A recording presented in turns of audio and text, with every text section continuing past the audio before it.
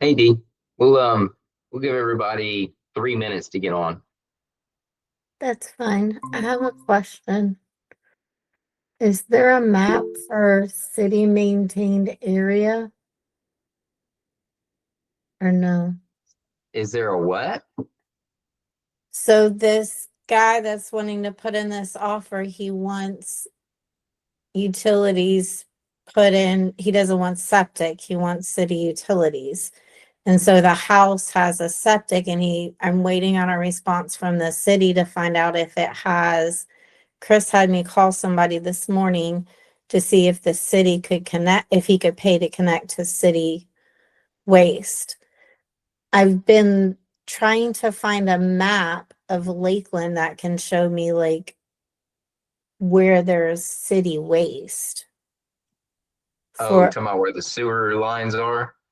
yeah, like I'm trying to I find a map of that area. And I've I been on don't a bunch of websites that Chris sent me, and he's waiting for a response from somebody he knows from the city to see if he can find out. But I to my knowledge, I don't know of a map that shows where the city sewer connects and where it doesn't. But if you call the planner on call with the that's Polk what County, I did this morning. I'm waiting on a response. yeah, it could take up to 2 days. You could call the Oh, city of Lakeland. They may be able to tell you.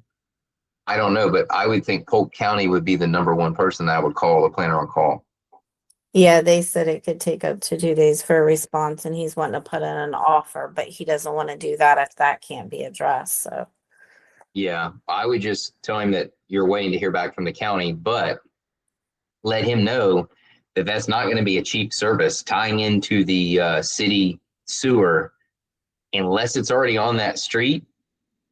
It may not be possible, and B, it may cost an exponential amount of money to do it. yeah,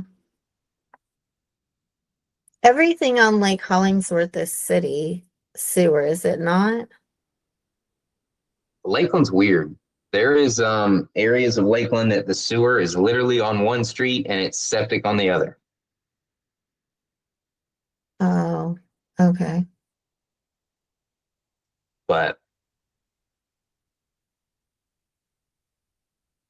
What about in Bartow where you're at? Are you guys septic? Didn't you say that there's new builds out there where you're at?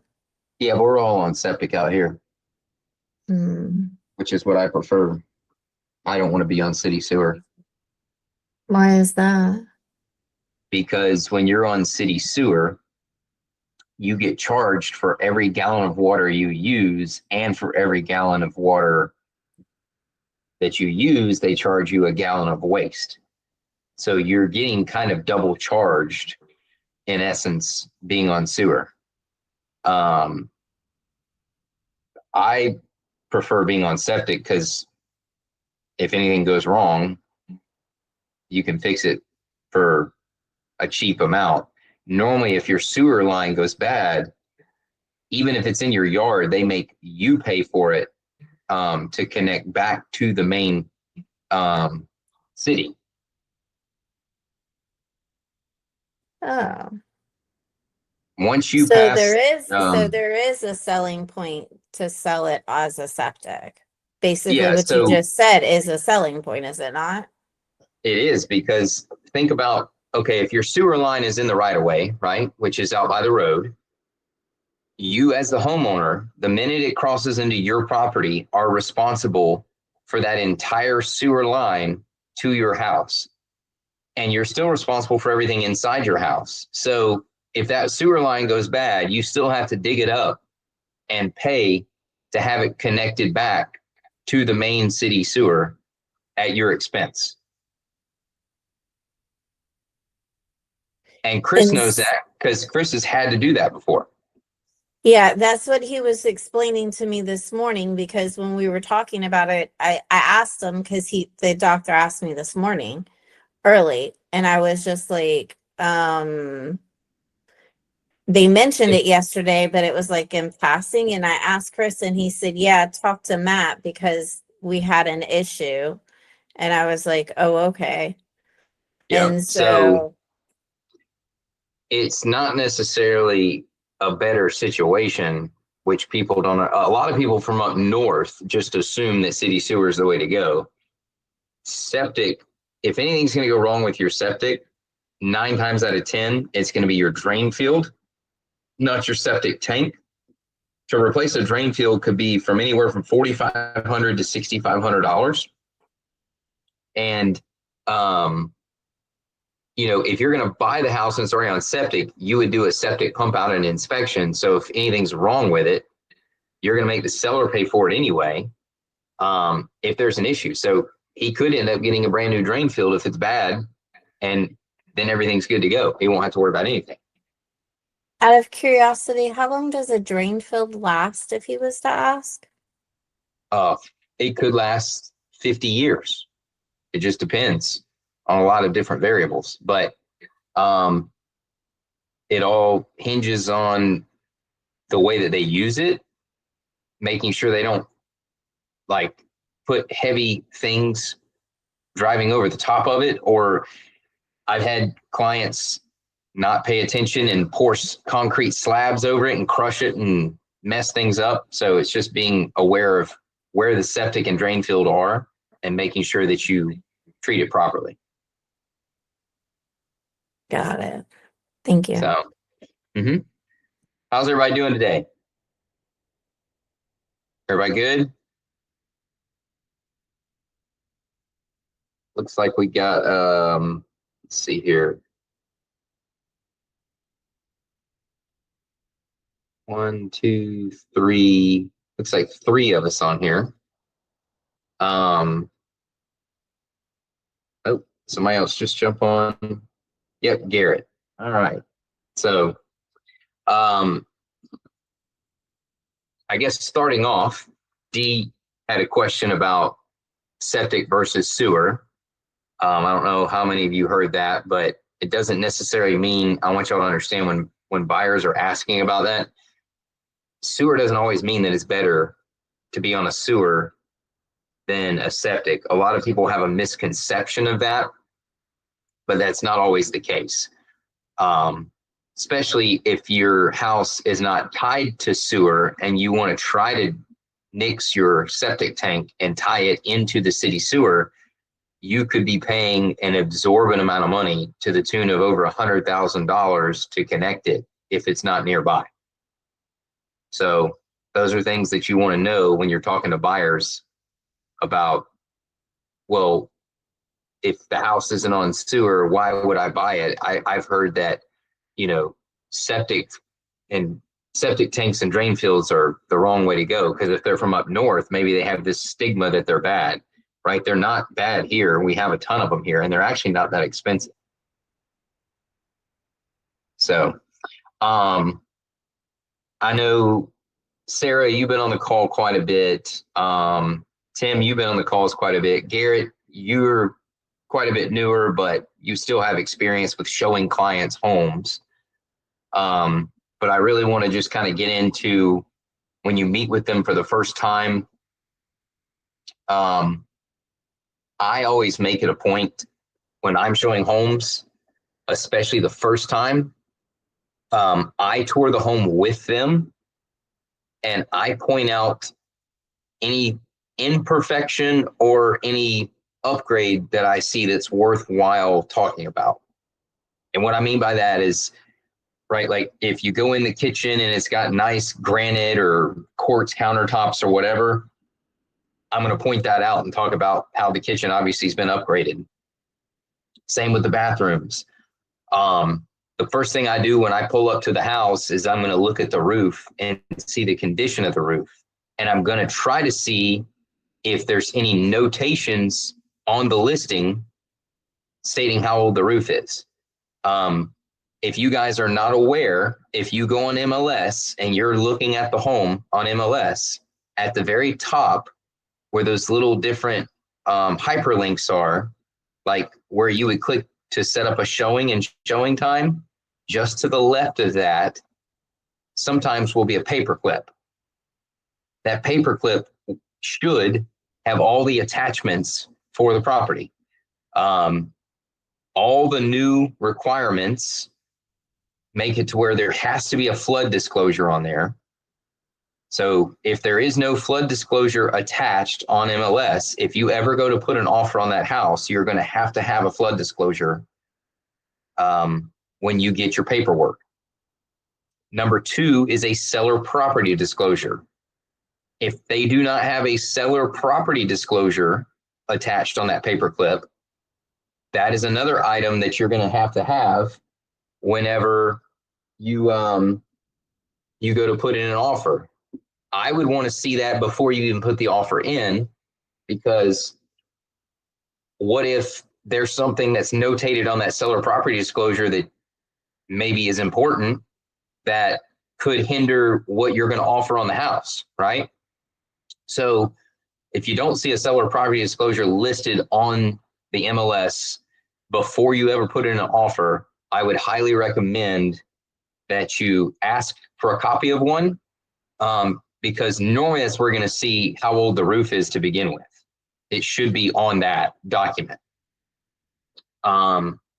Sometimes with these investors, if they've never lived in the home, they won't provide a seller property disclosure at all. They'll just say unknown to everything. That makes it a little bit more difficult, because then you're kind of going into the house blind when it comes to offering, because it's going to be contingent on, at that point, your inspections, because you know nothing about the house. Is everybody kind of understanding those two different pieces of the puzzle when it comes to the paperclip and what attachment should always be on there?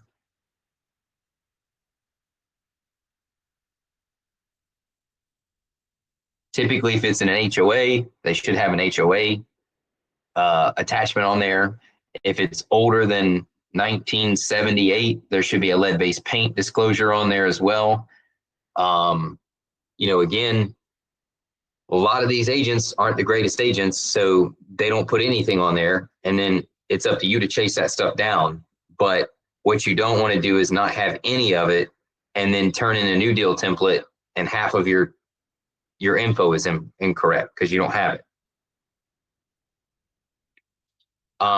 Garrett, I know that you're super new to this, and I think I explained it to you before, but once you get a deal under contract, and I heard through the grapevine that you might be getting a deal very soon, is that correct? I'm not, I have one on the contract, but it's before the team. Okay. Gotcha. Maybe they were confused thinking it was a new one, but either way, I heard you're already crushing it. So congrats on that. But when you do get a deal, you're going to fill out what's called a new deal template. It takes, 10 to 15 minutes to fill it out. It's going to ask all the information about the deal, right? So the address, your buyer or your seller's name, the other agent's info, the title company's info, the lender, if there is one, their info, basically all parties involved to the deal is going to be on that template. Then they want you to upload all the documents that are connected with that template, right? So, or to that deal, I should say. So that would be your as-is contract, your seller property disclosure, your flood disclosure, if there's a lead-based paint, if there's an FHA or VA loan, that document,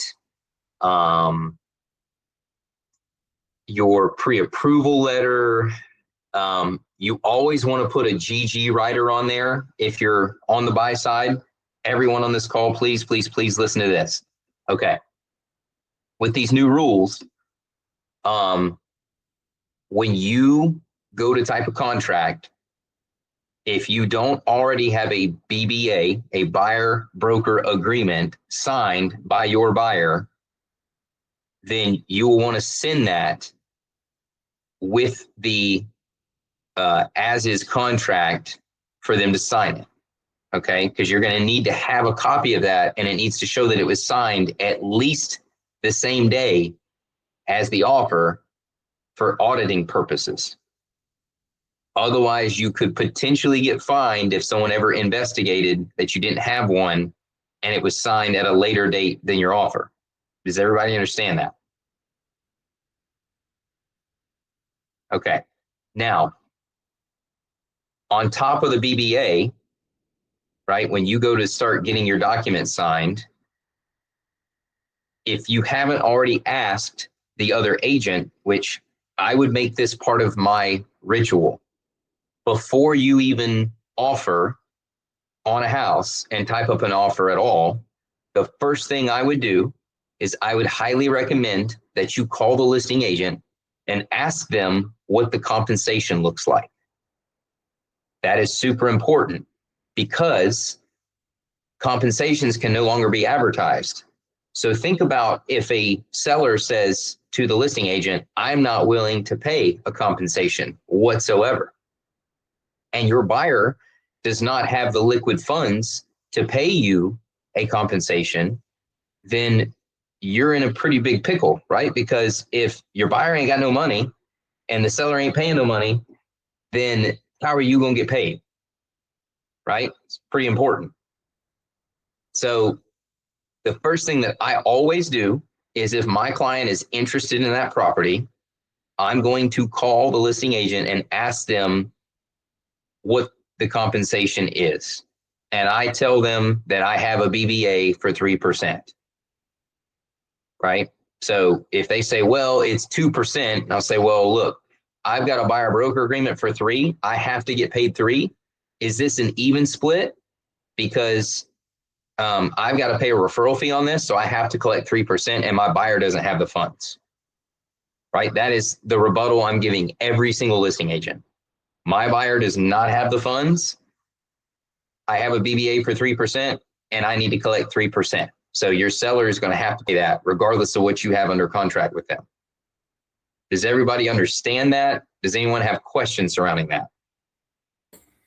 Yeah, he's going to pay it or he ain't going to get our buyer. Correct.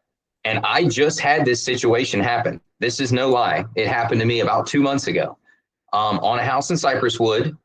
It was Michael and Dee Norris had a listing on Augusta Drive in Cypress Wood in Winter Haven.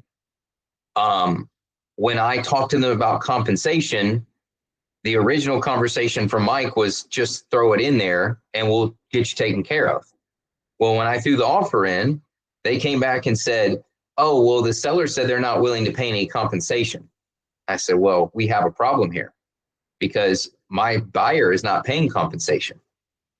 They said that they will not pay me. It's going to have to come from the seller. So if you want us to pay you for this house, and it was a cash deal, then you're going to have to pay my compensation. And they tried to buck back and forth and say that they were only going to pay me 1%, and then it was 2%. I told them it had to be 3% because I had to pay a referral fee on it, which I did.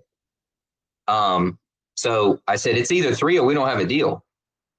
They paid me the 3%, and we closed on the house.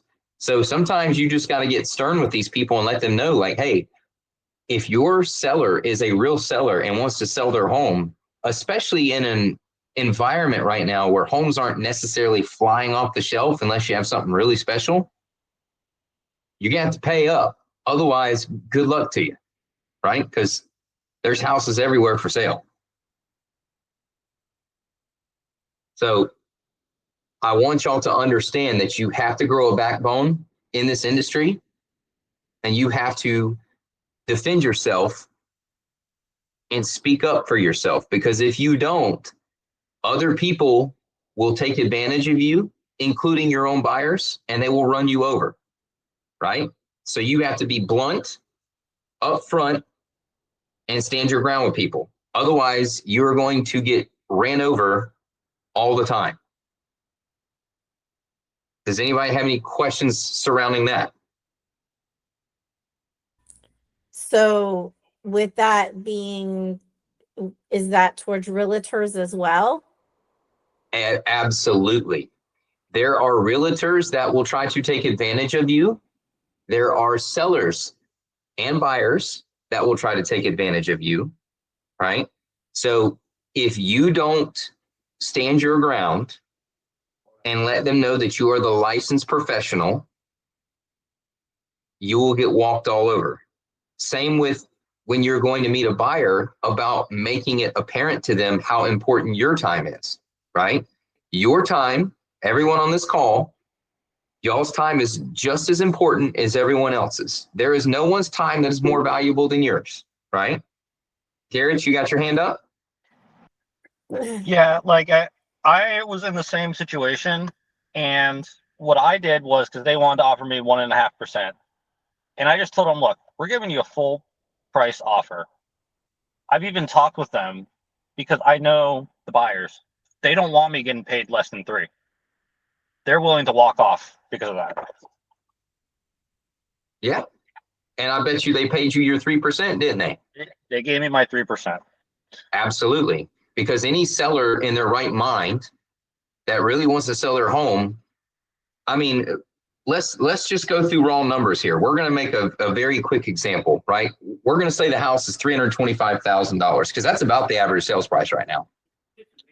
Times 0.02%. You're talking $6,500, okay? Now, if you take the same numbers and run it on 3%, it's $9,750 minus $6,500. You're talking a $3,200 difference, $3,250. Do you think that a seller is going to let a deal die completely over $3,000 if you have a legitimate buyer ready, willing, able to buy their house? It ain't going to happen, especially if they're paying full price, right? So again, stand your ground. If they aren't willing to pay it with that BBA, the good news is your buyer has signed that document stating that they're willing to pay you 3%. Now, here's the caveat to that. If the buyer doesn't have the money, the liquidity to pay you, then you're still going to be forced to find them another home. If they are adamant that they want that specific house, sometimes I make exceptions, right? What I mean by that is if I've shown that buyer maybe 2 homes and I can get paid 2.5%, I will do that deal all day to get them under contract and just take that 0.5% cut, because at the end of the day, time is money, right? And money is time. Go ahead, Dee. Okay, so like on the deal that I just did, the listing agent told me when he called me about my percentage, he told me that he had only accepted the deal at 5%, that they only list houses at 5%. And so they split it 2.5%. 2.5. Yeah. So is that every house gets listed at 5%, or do you get paid more than the other agent if you're demanding your other 0.5%? So you as an agent can charge whatever rate you want to charge, right? You can charge 1%, you can charge 10%. That is totally up to you what you want to charge as an agent. Now, what I would say a standard normality is for this industry is roughly 3%. And the reason being is because the way that our commissions are structured. If you look at, and this is exactly how I explain it to my buyers when I have them sign the BBA, even my sellers when I have them sign a listing agreement. So we'll role play that. So Dee, you're going to be a buyer. I'm going to be the agent, and I'm going to role play with you how I typically break down the commission. Okay. Okay. So Dee, on this buyer broker agreement, I have it listed here at 3%. Okay. Now that is my standard commission that I charge. So what I want you to know is how that's broken down. Typically, if we go under contract on a home, whatever the sale.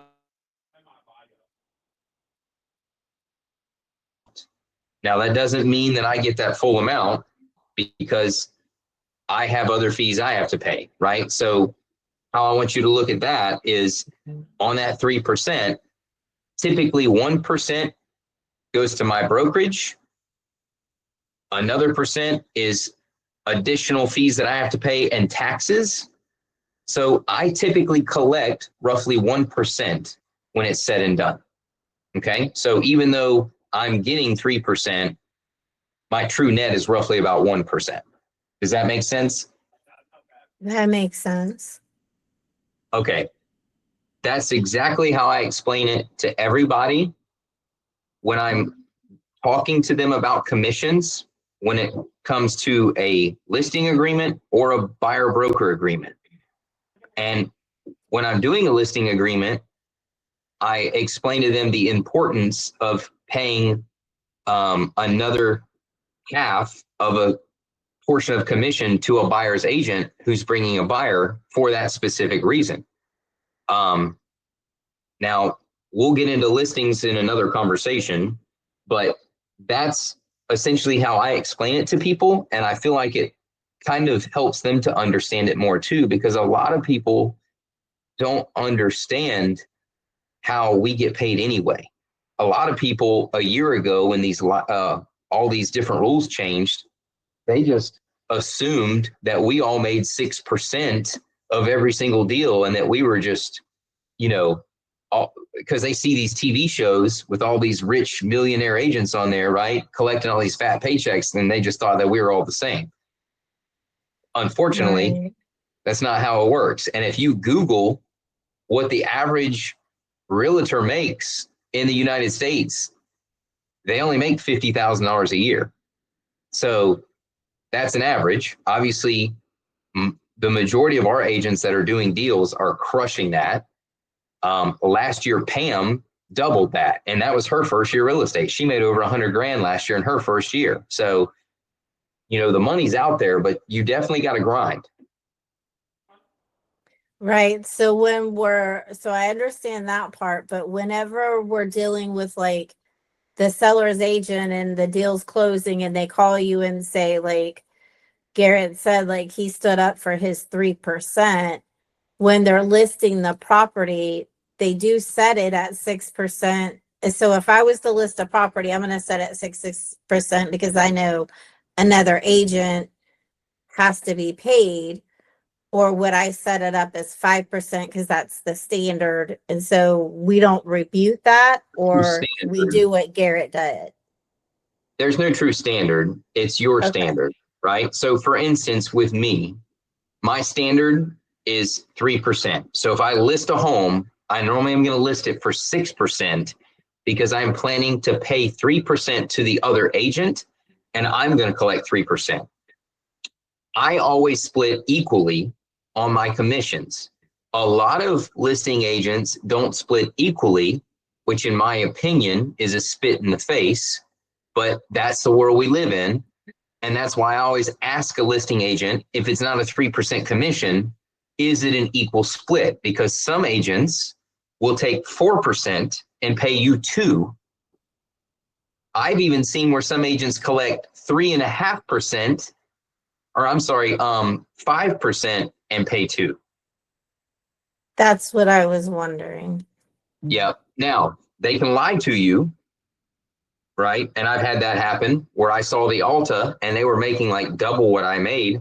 So I made a little phone call to them and told them that I understand now that, in my opinion, they feel they're better than me, and that's a spit in the face. So the next time we ever do a deal, I can promise you that it'll be a different scenario. We're allowed to do that? Well, I did it.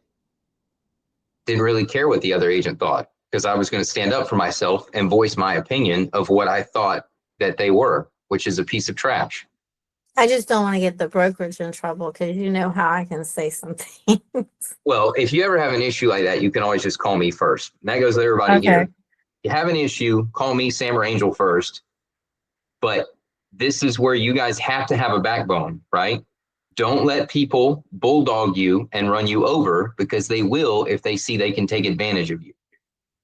So I have a different scenario and it doesn't have to do with percentages, but I kind of feel like I'm being railroaded right now. And is it okay to bring it up now about a BBA?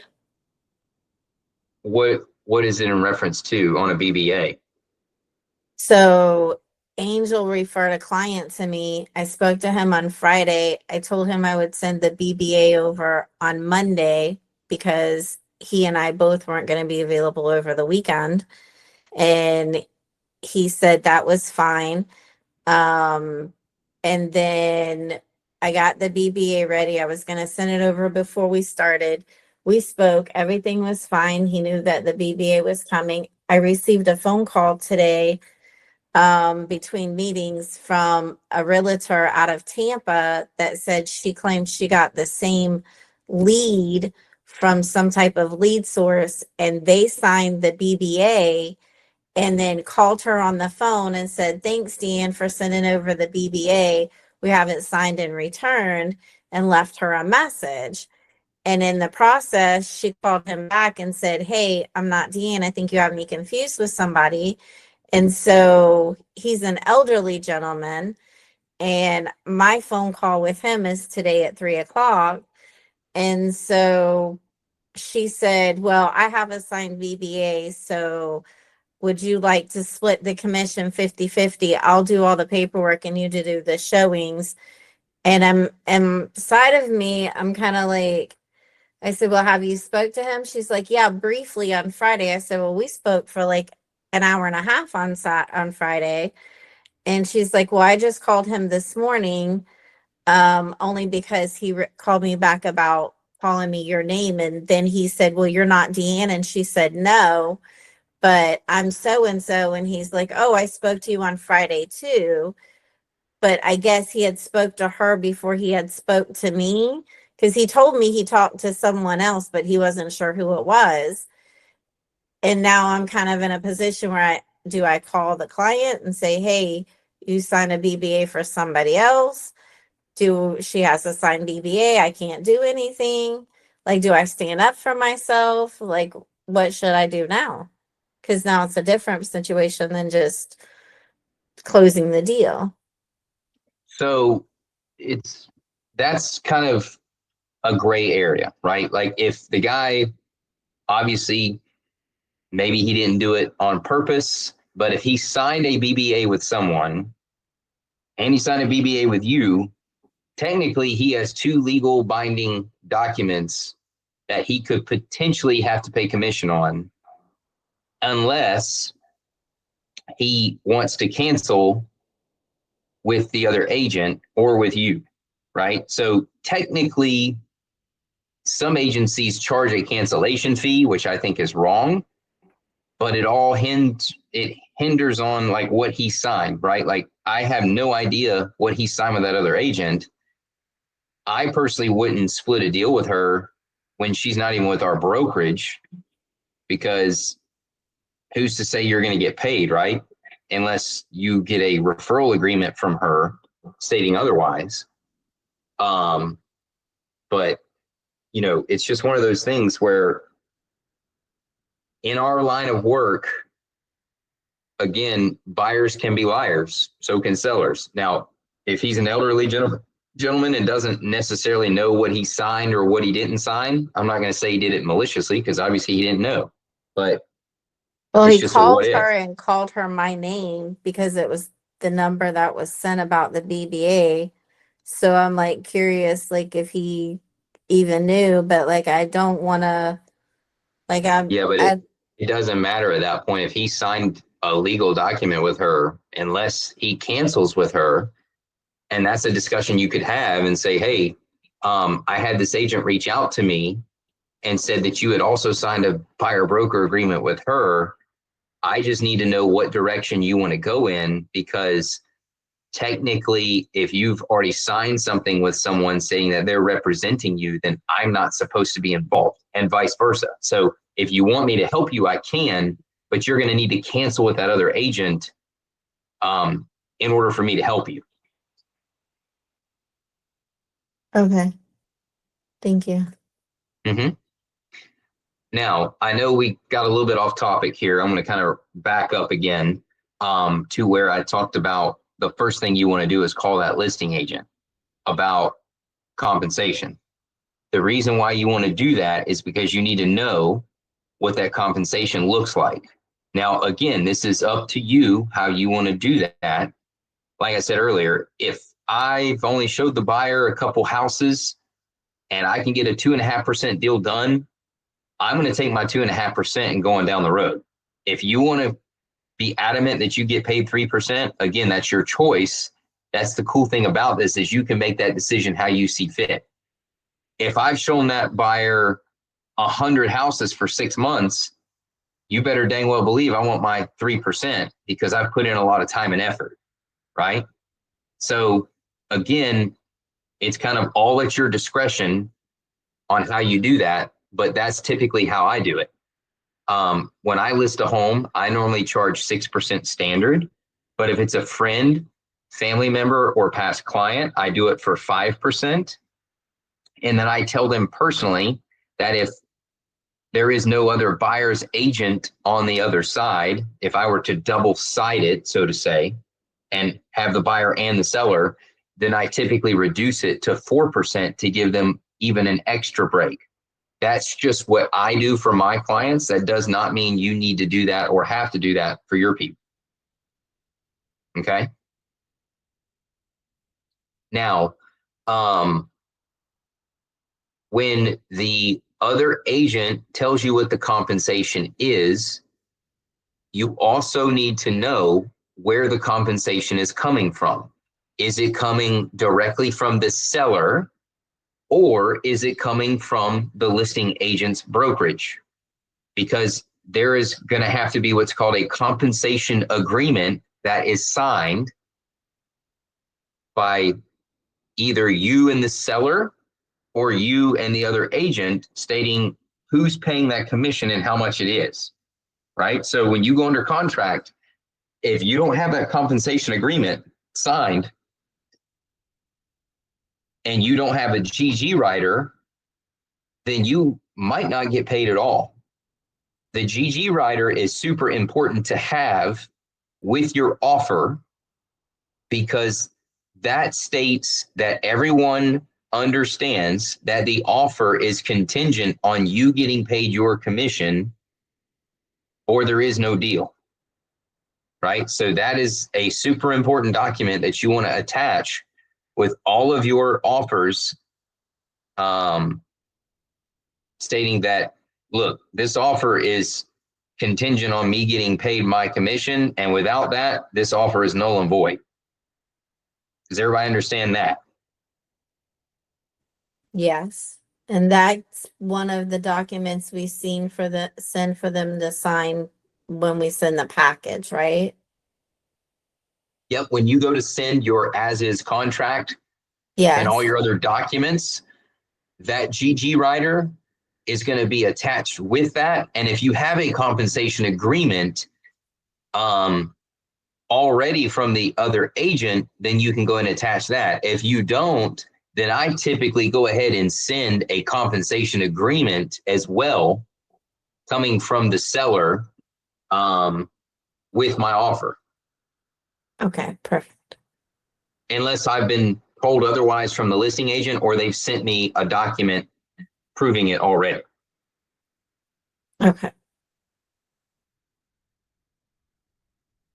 But again, when I'm showing the first house, when I'm showing them that property, getting back to the original conversation, like I said, I know we got off topic. I like to point out any upgrades that I see in the house. I want to know the age of the roof. I want to know the age of the water heater, and I want to know the age of the AC, right? Those three things, I'm going to put that in the chat. Always know the age of roof, AC, and water heater. All right. Reason being is those three items are very, very important right now for insurance companies. Okay. Insurance companies are going to want to know those three ages before they start writing policies on the house. Those are also three, well, water heater, not so much, but AC and roof are two big potential money items that could cause your buyer to pay an exorbitant amount of money if they're not new, right? So if the roof in Florida, I want to put this in the text too. Roof in Florida shows less than 3 years of life or is over, it could affect insurance. All right. Super important to know that, right? If the roof is over 10 years old, or when you go to do the inspection report, it shows that there's less than 3 years of life left on it, your insurance could be hindered for that property. Now, just because it's over 10 years old doesn't mean it needs to be replaced, okay? I want you guys to do a little homework assignment for this week, and we're going to talk about it 2 weeks from now when we go back to this same 102 group. I want y'all to look at the different types of roofs in Florida. So I want you to research the different types of roofs, what they are, and what they look like as far as age of life, because in Florida, there have been some changes, okay? So we'll discuss all of that in 2 weeks from now, but super important to know those different types of roofs and what they look like for insurability in Florida, because the more you know up front and can give these this information to your buyer, the more they're going to trust you and feel like you are a professional, okay? Because other agents aren't doing that because they suck, right? Like literally 90% of agents in our industry suck. 10% of us do all the work. And it's a legit stat. You can go look it up. So when you are in a field surrounded by morons, the best way to stand out is to not be a moron, right? So the more information you can give them and the more upfront you can be with them, the better off you're going to be. Go ahead, Tim. I did look that up. It actually says most realtors in Florida are sucky morons. I just saw that. Yes, it was on the front page of the Wall Street Journal. No. Absolutely. No, it's crazy. This is a crazy stat, but I want y'all to know this. This is legitimate. Last year, for the year of 2025, as of October, there was only, I want to say it was an absurd amount. I think, 70% of agents in the state of, well, I don't even think it was the state of Florida. I think it was nationwide, actually, of licensed real estate agents had not sold one single house in the entire year last year, all the way to October. 70% of licensed agents. So think about that. Yeah, we've seen it on the other side, just dealing with agents trying to buy or sell, and how halfway they do everything. The communication's not there. They're left out. You're right. It sucks. Yeah. And if you're the agent that is having to work with one of these people on the other end to make a deal get put together, it makes your life that much harder because now you have to do double the work essentially because they have no idea what they're doing. Right? So this is why it's super important that you guys keep attending these trainings and learning as much as you can to benefit yourself because, I guess, and I don't want to toot my own horn here, right? But at least you guys have an advantage over the majority of other agents too, because you have an entire team behind you. With just me, Sam, and Angel alone, plus you throw Caitlin in there, you've got like 50 years of real estate knowledge and experience between the four of us, okay? So if you ever have an issue, again, you can always call us. A lot of agents don't have that. They have nobody because they're at a 0% brokerage thinking that they're saving all this money.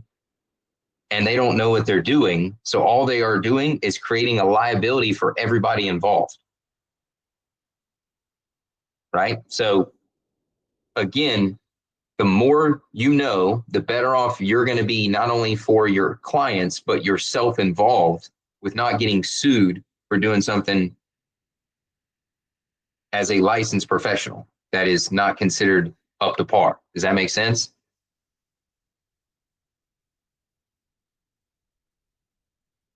Yes. Okay. Any questions about anything we've discussed so far?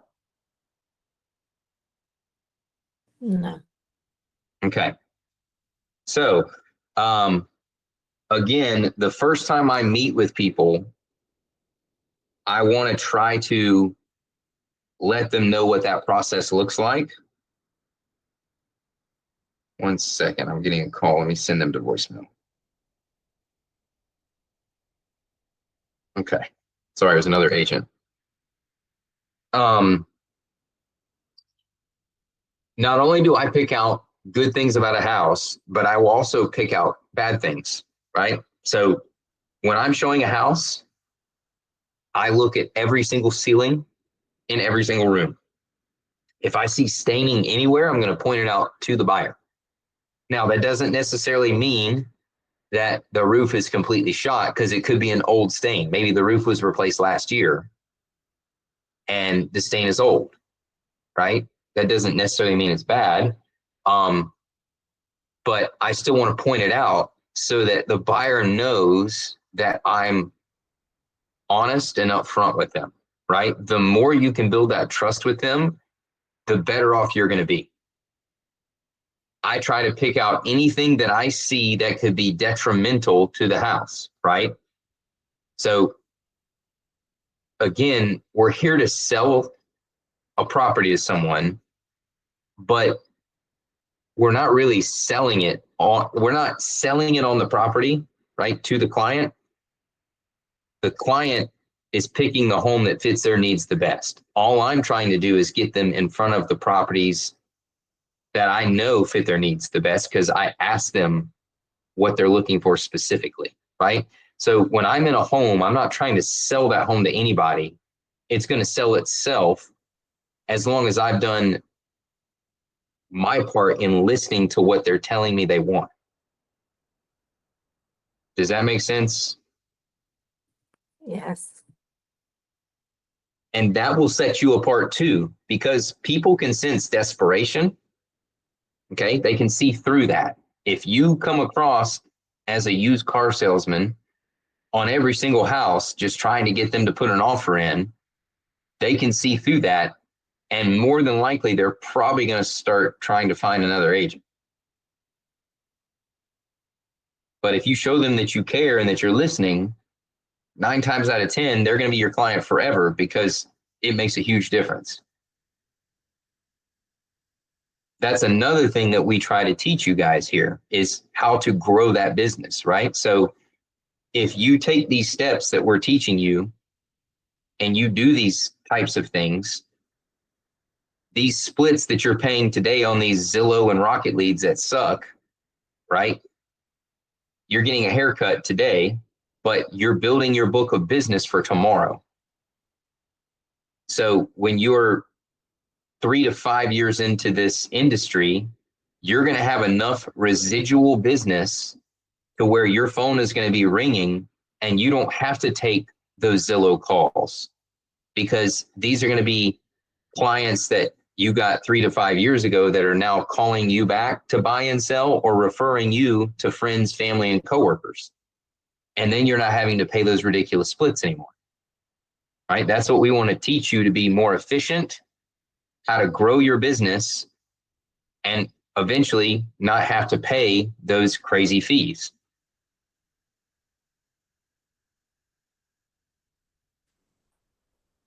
But outside of that today, that's all I have, unless somebody has a question or a concern for me.